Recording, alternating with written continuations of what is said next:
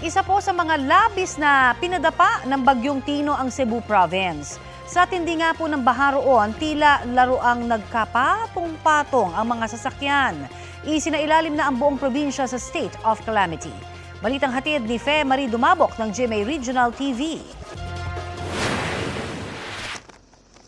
Pasado laona pa lang ng madaling araw kahapon, napatumba na ng Bagyong Tino itong mga punong kahoy sa tabi ng daan sa bayan ng Carmen. Pasado 2:00 ng madaling araw nang lumakas pa ang hangin at ang dalang ulan nito. Walang tigil ito kaya napirwisyo nito ang tulog ng mga pinalikas evacuation center sa Barangay Sabang, Danao City. Mas lumakas pa ang hangin at ulan pasado 5:00 ng madaling araw nang maglandfall na ang bagyo sa bayan ng Borbon. Napatumba ang malaking kabinet, mga saging, puno ng kahoy, natanggal din ang bubong ng isang bahay. Sa kasagsagan ng bagyo, isang may-ari ng bahay ang patuloy na nagkumpuni ng kanyang nasirang bahay. Pasado 8:00 na ng umaga nang humina ang hangin at ulan. Ito na ang tumambad, mga nagbagsakang puno ng kahoy at matinding baha sa National Highway. Sa barangay poblasyon sa lungsod ng Danao, lagpas baywang ang baha kaya hindi ito madaanan ng mga papunta at galing sa northernmost Cebu. Nagmistulang sapa ang National Highway sa barangay Estaca, Compostela dahil sa rumaragasang baha. Ang fire truck na magsasagawa sana ng rescue operation ay inanod ng baha. Ligtas naman ang mga sakay nito.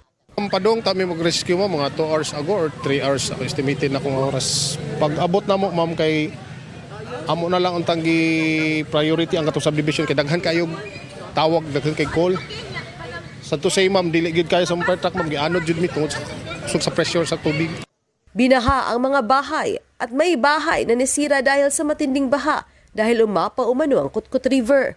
Sa video na kuha ng isang netizen, kitang tila naging sapa ang subdivision na ito sa Barangay Bakayan, Cebu City.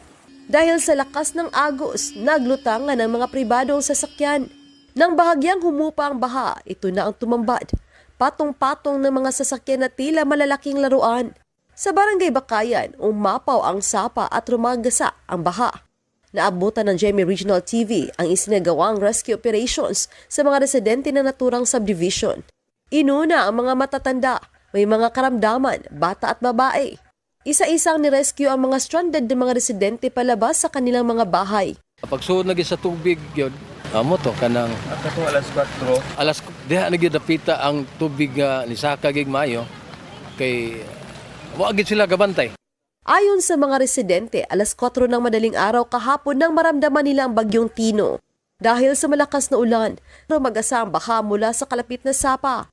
Marami sa mga residente ang hindi nakalabas nang umabot sa 10 hanggang 12 talampakan ang baha. Dahil malakas ang agos ng baha, pinili nilang manatili sa ikalawang palapag ng kanilang bahay. Nagbahag sugod ang kusina ug ang CR, then sunod paspas lang kayo nga ni sirit kay di na mabili ang portahan. Dahil sa magdamag na pag-ulan, muntik nang umapaw ang tubig sa Guadalupe River. Agad na inalerto ng mga barangay ang mga residente sa sitio sa Pangdako para mag-ingat. Sa social media post naman ng Our Lady of the Sacred Heart Parish Capitol, makikita na pinasok na ng baha ang ground floor ng simbahan. Binaha rin ang mga bahay sa Barangay Tabok, Mandaue City. Pareho rin ang naranasan ng mga residente sa Talisay City. Nananawagan naman ang uploader na si Minerva Herodias ng mga rescue personnel dahil sa patuloy na pagtaas ng level ng tubig. Tila naging isang sapa naman ang Sitio Galaxy sa Barangay Danglag sa bayan ng Konsolasyon matapos ang malakas na pagbuhos ng ulan. Ayon kay Angelic Bacos, halos hindi na makita ang mga bahay dahil sa baha.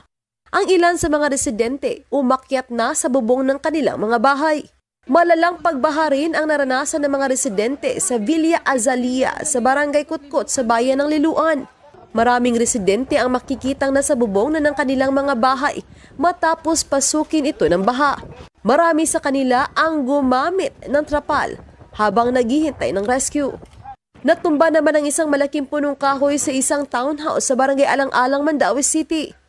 Nabagsakan nito ang isang kotsing nakaparada. Sa isa namang kuha ni Abarquez, makikita rin na natumba ang giant Christmas tree ng Mandaue City LGU na itinatayo sa Mandaue Plaza. Rumagasa naman ang tubig mula sa sapa sa sitio Pulang Bukid na naranasan sa Barangay Alang-Alang. Umabot ang tubig sa ikalawang palapag ng bahay na nakatayo malapit sa sapa. Ayon sa Pag-asa Visayas, naitala ang 183mm na ulan simula 8 a.m. ng November 3 hanggang 8 a.m. ng November 4. Femari Dumabok ng GMA Regional TV. Nagbabalita para sa GMA Integrated News.